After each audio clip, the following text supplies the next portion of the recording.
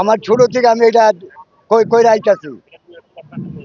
আমার যখন থেকে জ্ঞান হইছে এর উদ্দেশ্যেই তো আমি বলবো कि इस्लाम का झंडा उड़ाया है मोहम्मद, अल्लाह का पैगाम पहुंचाया है मोहम्मद, इस्लाम का झंडा उड़ाया है हुसैन ने, अल्लाह का पैगाम पहुंचाया है हुसैन ने, इस्लाम का झंडा उड़ाया है मोहम्मद।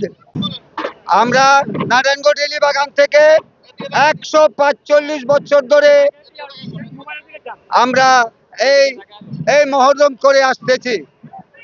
আমাদের মুরব্বীরা আগে করে গেছে, আমরা করে আসতেছি। আমাদের আরবি বছরে হলো সব থেকে বড় বছর মহরম।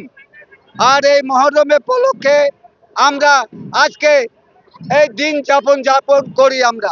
ভাই আসা মনে করেন যে এখানে সবাই আসছে তার জন্য আসছে। তা ইমাম হুসাইনের উদ্দেশ্যে এটা তৈরি, এই জন্য মনে করেন যে আসা। বাপ দাদারাও দেখছি শুনছি যে এখানে আসছে, তা আমিও মনে করেন যে কি এইখানে আসা।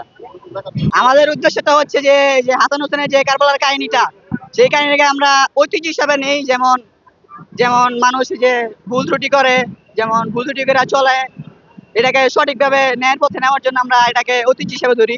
তারপরে যে এটা করার মাধ্যমে আমাদের যে ঐতিহ্যটা ১০৫ বছরের ঐতিহ্য এটা ধরে রাখা হয়।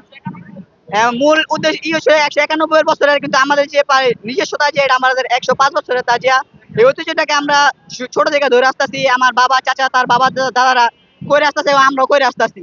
এইভাবে আমরা চলতেছি, আমাদের চলতেছে। মহরমের ১০ তারিখে ৯ তারিখে একটা ছোট মিছিল হয়। ছোট মিছিল হওয়ার পরে সারাদিন একটা যে সারাদিনের এই ১০ তারিখের মিছিল হয়। এই মিছিলের মাধ্যমে শরবত বিতরণ, ৩ দিন পর খিচুড়ি এইসব করা হয়। এবং এটাই মূল উদ্দেশ্য যে হাসান হোসেনকে স্মরণ করে আমরা এই তাজিয়ার কাজটা করে থাকি।